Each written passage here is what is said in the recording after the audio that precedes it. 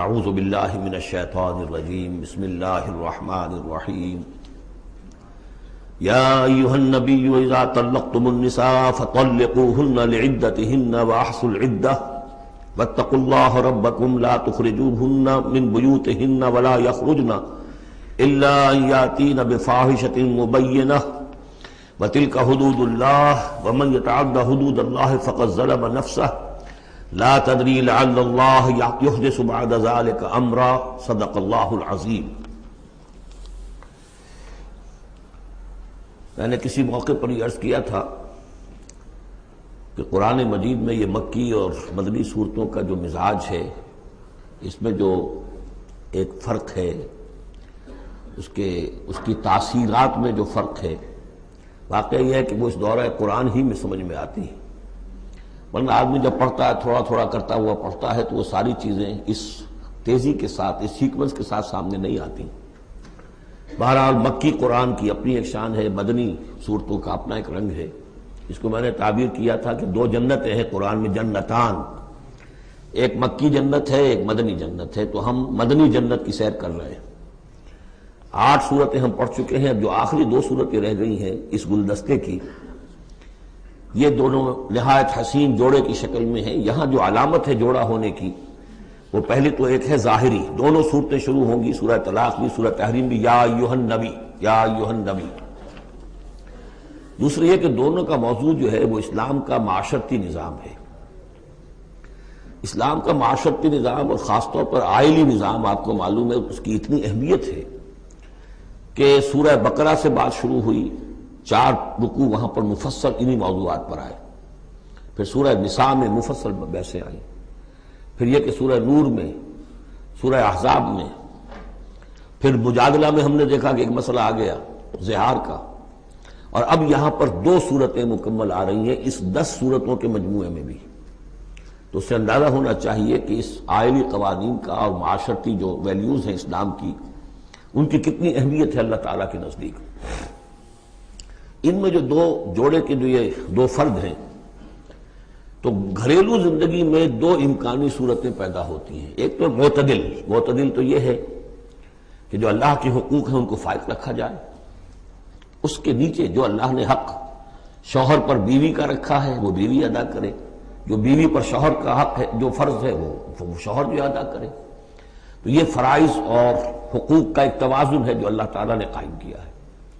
اگر یہ توازن خوبصورتی سے چل رہا ہے، حدود اللہ جو ہیں وہ ٹوٹ نہیں رہی ہیں، کہیں اس میں کوئی رخنہ پیدا نہیں ہو رہا ہے، شوہر بھی بیوی بھی اپنے فرائض دینی کو ادا کرنے میں لگے ہوئے ہیں، چاہے ان میں ہائر لیول پر جا کر تھوڑا سا فرق ہو جاتا ہے، جو عام زندگی ہے اس میں کوئی فرق نہیں ہے، نماز عورت کو بھی پڑھنی ہے، مرد کو بھی پڑھنی ہے، زکوٰۃ مرد کو بھی دینی ہے، عورت کو بھی دینی ہے، روزہ عورت کو بھی رکھنا ہے، مرد کو بھی رکھنا ہے، حج جو ہے وہ فرض ہے۔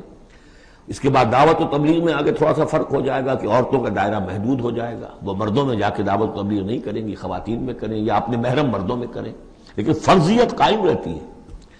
اور اس سے اوپر جا کر تیسرے لیول پر اور ذرا بالواسطہ ان کا معاملہ ہو جاتا ہے، مردوں کے ذریعے سے وہ اقامت دین کی جو میدان کے اندر معاملے ہیں، جنگیں ہیں اور میدان میں جا کر مقابلے ہیں، وہاں ان کا جو رول ہے وہ بالواسطہ ہو جائے گا۔ ان کے بیٹے، ان کے بھائی، ان کے شوہروں کو زیادہ سے زیادہ وہ آزادی دیں، انہیں ریلیو کریں اپنے بوجھ سے، اولاد کی پرورش کا بھی سارا بوجھ اپنے اوپر لے لیں، شوہر کا حصہ جو ہے وہ بھی خود ادا کریں تاکہ شوہر یکسو ہو کر اپنا زیادہ سے زیادہ وقت جو ہے اقامت دین کی جد و جہد میں لگا سکے۔ تو یہ تو ہے نارمل جو چاہیے۔ اب اب نارملٹی یا ادھر ہوگی یا ادھر ہوگی، ایک طرف کو ہوئی، فرض کیجئے لیفٹ کی طرف ہو گئی، اس کی معنی کیا ہے کہ مزاج نہیں مل رہا، ہر وقت کی چک چک ہے، خامخواہ جو ہے گھر جو ہے اس کے اندر اختلاف ہی اختلاف ہے، ہر وقت کی لڑائی چل رہی ہے، تو اس سے بہتر ہے طلاق ہو جائے۔ وہ ہے طلاق، سورہ طلاق، کہ خامخواہ اس قسم کے مسئلوں میں، لیکن یہ کہ طلاق جو آخری شکل ہے اس کے کچھ حدود ہیں، قیود ہیں، ضوابط ہیں، قواعد ہیں، قوانین ہیں، ان کی پوری پابندی ہو۔ جیسا کہ سورہ نساء میں ہم دیکھ چکے ہیں کہ اگر وہ علیحدہ ہو جائیں تو اللہ دونوں کو غنی کر دے گا، اس کو بھی اور اس کو بھی، اس کے لیے بھی کوئی بہتر، شوہر کے لیے بہتر کوئی بیوی عطا کر دے گا اور اس بیوی کو کوئی شوہر بہتر عطا کر دے گا۔ ایک دوسری انتہا یہ ہوتی ہے کہ شوہر اپنی بیویوں کی اتنی دلجوئی کرے، اتنی ان کی جو ہے پیمپرنگ جس کو کہتے ہیں کرے، کہ اس میں حدود اللہ بھی ختم ہو جائے، شریعت کے تقاضے بھی ختم ہو جائیں، شریعت کے احکام بھی کہیں جو ہیں پامال ہو جائیں۔ سب سے بڑھ کر یہ کہ جو اپنے فرائض ہیں، دعوت و اقامت دین کی جد و جہد کو ان کو ادا نہ کر سکے، تو اہل و عیال کا اتنا لحاظ، یہ غلط ہے۔ تو دو انتہاؤں کو یہاں پر لیا گیا ہے۔ پہلی انتہا میں بھی بات کی گئی حضور سے، دوسری میں بھی، اگرچہ پہلے کا سوال حضور کے لیے ہے ہی نہیں، حضور نے نہ کوئی طلاق دی نہ آپ کو طلاق دینے کی اجازت تھی، اس لیے کہ آپ کی ازواج مطہرات جو ہیں وہ تو امت کے لیے ماؤں کی حیثیت سے ہیں، اور سورہ احزاب میں ہم پڑھ چکے ہیں کہ وہ کسی اور سے بعد میں نکاح نہیں کر سکتی تھی، تو طلاق دینے کا سوال نہیں، اسی لیے آپ کو 4 کی جو وہ حد ہے، لمٹ ہے، اس سے بھی آگے بڑھ کر مزید نکاح کرنے کی اجازت دی گئی تھی۔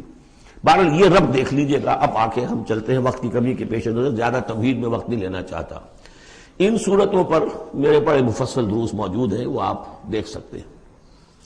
یا ایھا النبی اذا طلقتم النساء فطلقوہن لعدتہن، اے نبی جب آپ لوگ نکاح اور اپنی عورتوں کو طلاق دیں۔ اب دیکھیے یا ایھا النبی واحد، طلقتم النساء فوراً جمع کا صیغہ، اس لیے کہ حضور سے تو متعلق ہی نہیں ہے۔ حضور کو تو مسلمانوں کے نمائندے کی حیثیت سے اور معلم کی حیثیت سے اور ہادی کی حیثیت سے خطاب کیا گیا، اصل میں مسلمانوں سے ہے کہ جب تم طلاق دو اپنی بیویوں کو فطلقوہن لعدتہن، تو ان کی عدت کے حساب سے طلاق دو۔ عدت جو ہے وہ ایک تو یہ کہ طہر میں طلاق دی جائے، حیض کی حالت میں نہ ہو، اور پھر یہ ہے کہ اگر دینی ہی ہے تو پھر اس کے بعد بھی جو طلاق دی جائے وہ بھی پھر طہر کی حالت میں دی جائے۔ اس طریقے سے جو بھی قوانین ہیں۔ وَأَحْصُوا الْعِدَّةَ، عدت کا پورا لحاظ رکھو۔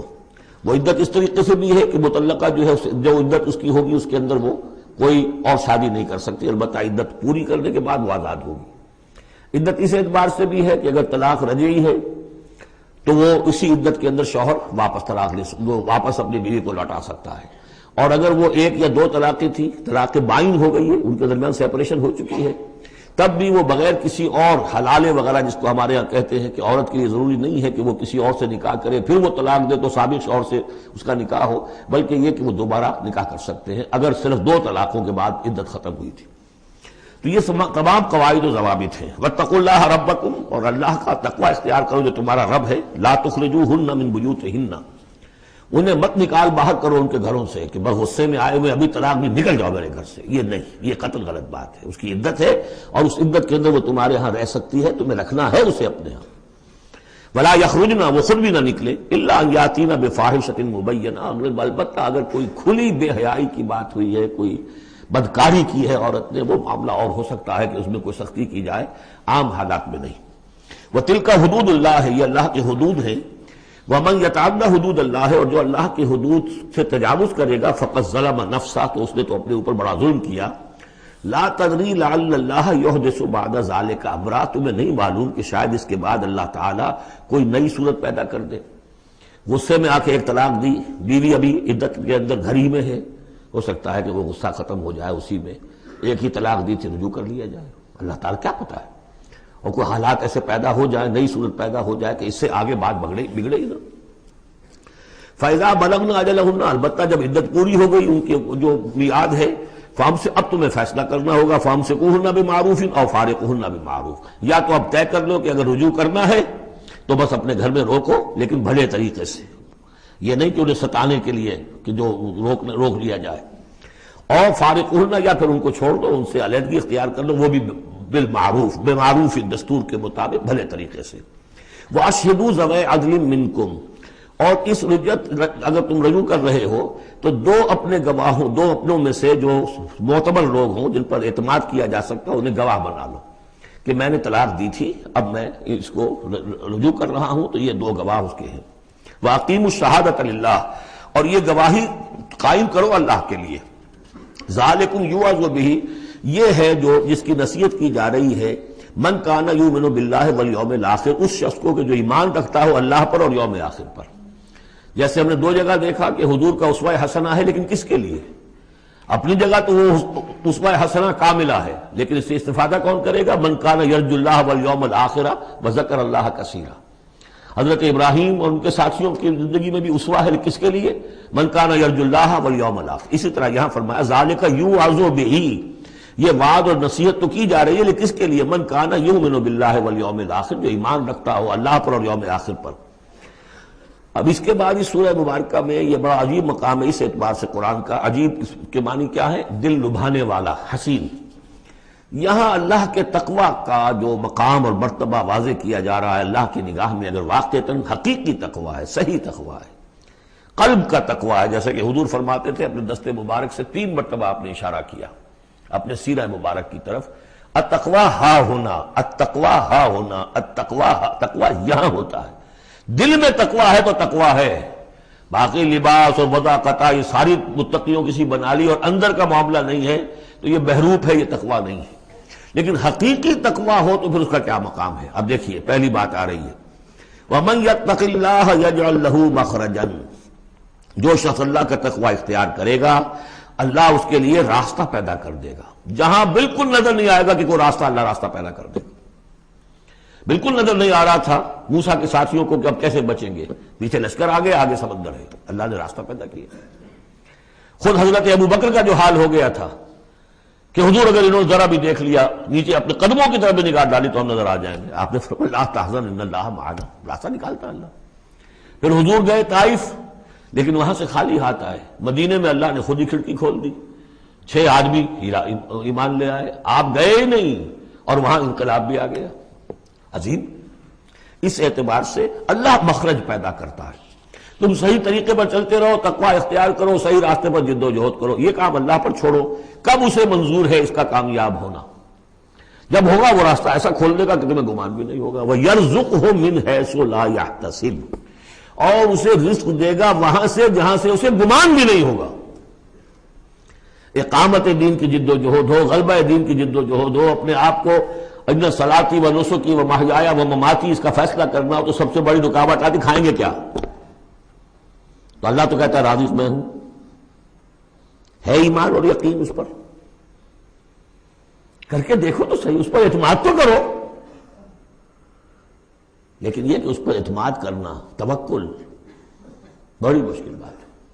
وہ تو جتنا ایمان ہوگا اتنا ہی اعتماد ہوگا، اور گہرا ایمان ہوگا گہرا اعتماد ہوگا. وَمَن يَتَّقِ اللَّهَ يَجْعَلْ لَهُ مَخْرَجًا وَيَرْزُقْهُ مِنْ حَيْثُ لَا يَحْتَسِبُ وَمَن يَتَوَكَّلْ عَلَى اللَّهِ فَهُوَ حَسْبُهُ. یہ تو ابھی تقوی والے کی بات ہے کہ وہ وہاں سے رزق دے گا جہاں سے اسے ملے گا بھی نہیں. اور جس نے اللہ پر توکل کر لیا تو وہ اس کے لیے بہت کافی ہو جائے گا. توکل کر کے تو دیکھو، حسبہ وہ اس کے لیے کافی ہے. یہاں تک فرمایا ہے حدیث قدسی میں، حدیث میں، من کان فی حاجت اخیہ کان اللہ فی حاجتہ.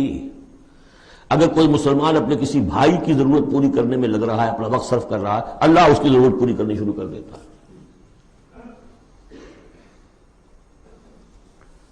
فکر ماں در کار ماں آزار ماں، کار ساز ماں بے فکر کار ماں. یہ فارسی شاعری کے اندر یہ دینی حقائق ہیں.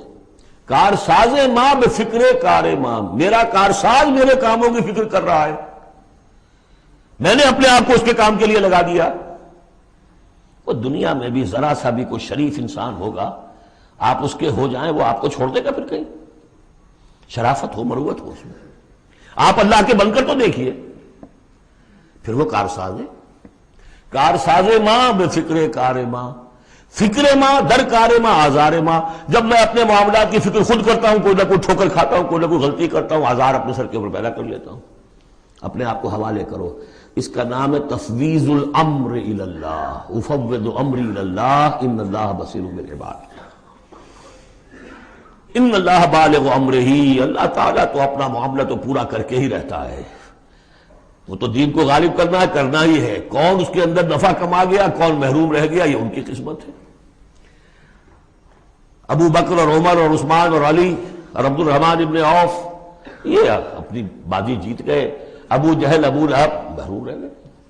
یہ تو اب ان کا معاملہ ہے. اللہ تو اپنی بات پوری کرا دے گا. اور اس دنیا کے ختم ہونے سے پہلے پورے کل ارضی پر اللہ کا دین غالب ہوگا. یہ ہونا ہے. دیکھنا یہ ہے کہ تم اس بہتی گنگا میں کو ہاتھ دھونے کو تیار ہو یا نہیں، یا تم محرومین کی فہرست میں اپنے آپ کو لانا چاہتے ہو. بس اپنا تن من دھن لگا دو اس کے اندر. تمہاری ہڈیوں کا چورا ہو کر بھی اس نئی تعمیر کی بنیادوں میں اگر لگ جائے تو بہت بڑی کامیابی ہے. قد جعل اللہ لکل شیء قدرا، بہت عمدہ مقام ہے، اللہ نے ہر چیز کے لیے ایک اندازہ مقرر کیا ہوا ہے، کب اللہ کی مدد آئے گی یہ بھی اس نے طے کیا ہوتا ہے۔ You have to qualify, pre qualification conditions ہیں، تب مدد آئے گی، یوں نہیں آتی مدد۔ اپنا سب کچھ لگا دو پھر کہو کہ اللہ میری 15 برس کی کمائی کل میدان میں نے وجود ڈالی ہوئی ہے، 15 برس کی کمائی، دن کی اور رات کی کوششیں ہیں میری، صبح اور شام کی کوششیں ہیں میری، 15 برس وہ میدان میں نے لا کے ڈال دی ہے۔ تب پکارو اللہ کو۔ اپنا مال بچا کے رکھنا ہے، اپنی مستقبل کو بھی بچانا ہے، اپنی اولاد کو بھی بچانا ہے، اور اللہ کا دین غالب ہو جائے، کہیں نام لکھا کے کسی جماعت میں شامل ہو کر بڑا تیر مار دیا، گویا کہ اللہ تعالیٰ تو جانتا ہی نہیں کتنی کنٹریبیوشن ہے، کتنا اثار ہے، کتنی قربانی ہے، کتنا وقت ہے، کتنی محنت ہے، اللہ جانتا ہے۔ باقی اس نے ہر چیز کا ایک اندازہ مقرر کیا ہوا ہے۔ اب اس کے بعد پھر آ رہا ہے وہی طلاق کا معاملہ، واللائی یئسن من المحیض من نسائکم، اور تمہارے ہاں کی وہ خواتین کے جن کا حیض کا سلسلہ بند ہو چکا ہو، مایوس ہو چکی ہو حیض سے، ان ارتبتم فعدتہن ثلاثۃ اشہر، اگر اس میں کوئی شک بھی ہو تو پھر 3 مہینے عدت ہو جائیں گے۔ اب حیض تو آ نہیں رہا کہ 3 طہور اور 3 حیض کا کوئی حساب کیا جائے۔ واللائی لم یحضن، اور وہ ابھی بچپن میں نکاح ہو گیا کیونکہ ہو جاتا تھا، اور ابھی بچی کو جو ہے وہ ابھی ایام شروع ہی نہیں ہوئے ہیں، تو اب ان کی عدت کیسے ہوگی اگر ان کو طلاق دے دی گئی؟ تو ان کے لیے بھی یہ کہ 3 مہینے۔ وَأُولَاتُ الْأَحْمَالِ أَجَلُهُنَّ أَن يَضَعْنَ حَمْلَهُنَّ، اور جو حاملہ ہوں ان کی پھر عدت یہ ہے کہ وہ وضع حمل ہو جائے، بچے کی پیدائش ہو جائے، اس کے بعد وہ ان کی جو ہے عدت ختم ہوگی۔ یہ بھی ہو سکتا ہے کہ پورے 8 مہینے لگ جائیں، 9 مہینے لگ جائیں، 4 مہینے ہو، 6 ہو، واللہ اعلم۔ وَمَن يَتَّقِ اللَّهَ، پھر دیکھیے تقویٰ، وَمَن يَتَّقِ اللَّهَ يَجْعَل لَّهُ مِنْ أَمْرِهِ يُسْرًا، جو اللہ کا تقویٰ اختیار کرتا ہے اللہ اس کے کاموں میں آسانی پیدا کر دیتا ہے۔ فَسَنُيَسِّرُهُ لِلْيُسْرَىٰ، ذالک امر اللہ انزلہ الیکم، یہ اللہ کا حکم ہے جو اس نے نازل کر دیا ہے تمہاری طرف، اللہ یہ ذمہ داری لے رہا ہے اپنے اوپر۔ ومن یتق اللہ یکفر عنہ سیئاتہ، اور جو اللہ کا تقوی اختیار کرے گا اللہ تعالیٰ اس کی برائیوں کو، اب یہ آخرت کا معاملہ ہو رہا ہے، اس کی برائیوں کو، اس کے گناہوں کو اس کے نامہ اعمال سے دھو دے گا۔ ویعظم لہ اجرا، اور اس کے لیے بہت بڑا اجر اور ثواب ہے جو عطا کرے گا۔ اسکنوہن من حیث سکنتم من وجدکم، اب کسی عورت کو طلاق دی ہے، ایک طلاق دی ہے، عدت میں رکھنا ہے گھر میں، وہ پہلے آ چکا ہے، لیکن گھر میں ایسا نہ ہو کہ کہیں کسی ملازمہ کی کوٹڑی میں ڈال دو اس کو۔ اسکنوہن من حیث سکنتم، وہیں رکھو جہاں تم رہتے ہو، من وجدکم، جو بھی تمہاری جو مقدور ہے اس کے مطابق، اسی سٹیٹس کے ساتھ۔ ولا تضاروہن لتضیقوا علیہن، اور انہیں کوئی تکلیف نہ پہنچاؤ کہ ان پر تنگی کر دو کہ وہ خود ہی جلدی سے روانہ ہو جائیں، گھر چھوڑ کے نکلنے پہ مجبور ہو جائیں۔ وَإِن كُنَّ أُولَاتِ حَمْلٍ، اور اگر وہ حاملہ ہوں، فَأَنفِقُوا عَلَيْهِنَّ، تو اب ان کے اوپر خرچ کرو، ان کا دان نفقہ وہ تمہارے ذمے ہے، حَتَّى يَضَعْنَ حَمْلَهُنَّ، یہاں تک کہ پھر وہ واضح حمل سے فارغ ہو جائیں۔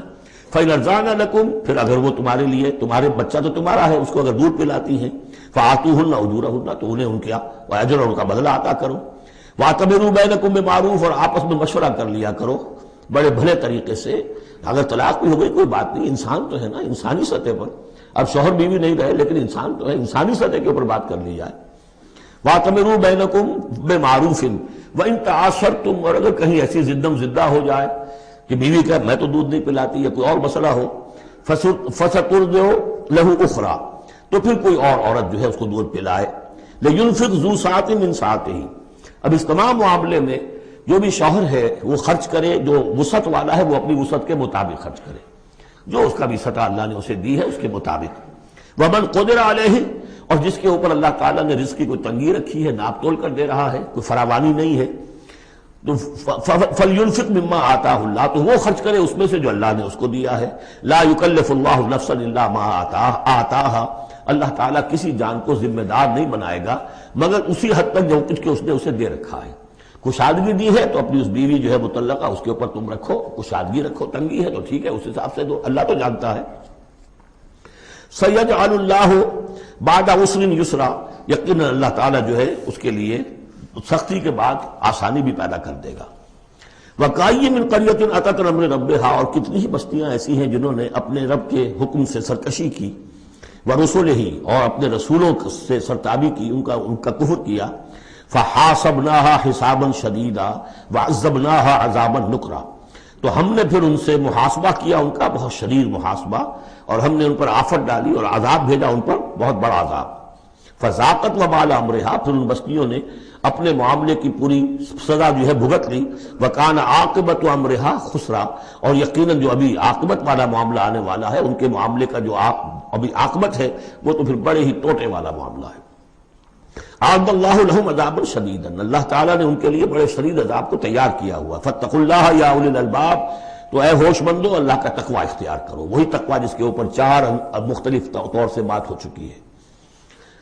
الذین آمنوا، اے وہ ہوش مندو جو ایمان بھی لے آئے ہو، اللہ کا تقوی اختیار کرو۔ قد انزل اللہ الیکم ذکرا، اللہ نے تمہاری طرف ذکر نازل کر دیا ہے۔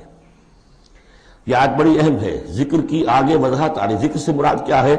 رسولا یتلو علیکم آیات اللہ مبینات لیخرج الذین آمنوا وعملوا الصالحات من الظلمات الی النور، رسول کہ جو پڑھ رہا ہے آیات اللہ کی تم پر، تمہیں سنا رہا ہے، اور وہ آیات بینات ہیں تاکہ نکالے وہ تمہیں، ان لوگوں کو جو ایمان لائے اور جنہوں نے نیک عمل کیے، اندھیروں سے نور کی طرف۔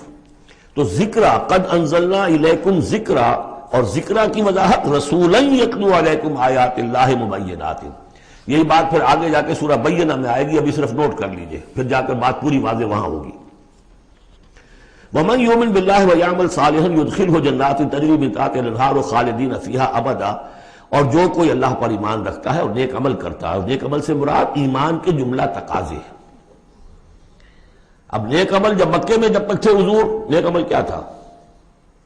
ابھی شراب بھی حرام نہیں ہے، جوا بھی حرام نہیں ہے، سود بھی حرام نہیں ہے، پہلے 10 برس نماز 5 گانا بھی نہیں ہے۔ اس وقت نیک عمل کا کیا مطلب ہے؟ اللہ پر ایمان اور اس کی دعوت، اور تکلیف آئے تو استقامت اور جھیلنا۔ نماز آئی تھی، رات کو کھڑے رہا کرو اللہ کے سامنے، اس وقت کا نیک عمل یہ تھا۔ اب جیسے جیسے آیا، مدینے میں آ گئے، اب جہاد ہے، قتال ہے، انفاق ہے، مال خرچ کرو، اب روزہ بھی فرض کیا گیا، اب نماز 5 گانا بھی جو ہے 2 سال پہلے ہو چکی ہے، اب تمہارے اوپر زکوٰۃ بھی ایک نصاب کے حساب سے آ گئی ہے، عشر بھی آ گیا ہے، اب یہ ہے۔ تو جس وقت دین کا جو تقاضا ہے وہ پورا کرنا، جملہ تقاضے، وہ عمل صالح ہے۔ ہمارا تصور یہ ہوتا ہے جہاں قرآن میں عمل صالح آیا، نماز، روزہ، ذکر، یہ اذکار، یہ ہمارے ذہن میں آتا ہے، ہم اس کو پڑھتے ہیں اپنے ذہن میں صرف ان چیزوں کے حوالے سے، جبکہ عمل، جدوجہد، محنت، وہ ہر جگہ جو حکم ہے، جس وقت کا حکم ہے۔ ومن یؤمن باللہ ویعمل صالحا یدخلہ جنات تجری من تحتہا الانہار خالدین فیہا ابدا، وہ داخل کرے گا ان باغات میں جن کے نیچے ندیاں بہتی ہوں گی، اور اس میں وہ رہیں گے ہمیشہ ہمیش ابدا۔ قد احسن اللہ لہ رزقا، اللہ تعالیٰ نے اس کے لیے بڑا عمدہ رزق فراہم کیا ہے۔ اب ایک آیت آ رہی ہے جو آیات متشابہات میں سے ہے، تاحال اللہ الذی خلق 7 سماوات، جیسے تو یہ کہ 7 آسمانوں کا معاملہ بھی میں بار بار عرض کرتا رہا ہوں کہ ابھی آیات متشابہات میں شمار ہوگا۔ وَمِنَ الْأَرْضِ مِثْلَهُنَّ، اللہ تعالیٰ نے 7 آسمان بنائے ہیں اور زمین میں سے بھی اتنی ہی، ویسی ہی، گویا کہ زمینیں بھی کوئی 7 زمینیں ہیں۔ اب اس پر یہ ہے کہ مختلف مفسرین نے اپنے اپنے اندازے، زمین کے 7 طبقات ہیں یا کچھ اور، لیکن بہرحال ابھی ہم نہیں سمجھ سکیں گے، کوئی 7 زمینیں بھی ہیں، کسی وقت آ کر یہ حقیقت منکشف ہو جائے گی۔ یتنزل الامر بینہن، اور یہ آسمان اور زمین کے درمیان اللہ کا امر نازل ہوتا ہے، جیسا کہ ہم پڑھا ہے سورہ سجدہ میں، یدبر الامر من السماء الى الارض ثم یعرج الیہ فی یوم کان مقدارہ 1000 سنۃ مما تعدون۔ یہ 1000 سال کی اللہ تعالیٰ کی ایک پلاننگ ہوتی ہے، آسمان سے زمین کی طرف اس کا فیصلہ جو ہے وہ آتا ہے، فرشتے لے کر آتے ہیں، تنفیذ ہوتی ہے، اور پھر یہ کہ وہ امر جو ہے اٹھا لیا جاتا ہے۔ اب اگلے 1000 سال کا دوسرا امر ہے جو اللہ کی طرف سے اگلے دن کا لیے طے ہو چکا ہے۔ لِتَعْلَمُوا أَنَّ اللَّهَ عَلَىٰ كُلِّ شَيْءٍ قَدِيرٌ، تمہیں اس کا یقین رہنا چاہیے کہ اللہ تعالیٰ ہر چیز پر قادر ہے۔ میں نے یہ بات عرض کی ہے کہ 2 صفات اللہ کی ہیں جس میں یہ انتہائی اہمیت کے ساتھ عَلَىٰ كُلِّ شَيْءٍ قَدِيرٌ بِكُلِّ شَيْءٍ عَلِيمٌ، ان 2 صفات کا تو مراقبہ اتنا گہرا ہونا چاہیے کہ کبھی شک نہ آنے پائے کسی چیز کے بارے میں۔ وَأَنَّ اللَّهَ قَدْ أَحَاطَ بِكُلِّ شَيْءٍ عِلْمًا، دیکھیے دوسری بھی آ گئی، علم، और यह कि उसने हर शय का उसके इल्म का इहाता किया हुआ है, ना उसकी कुदरत से बाहर कुछ है ना उसके इल्म से बाहर कुछ है।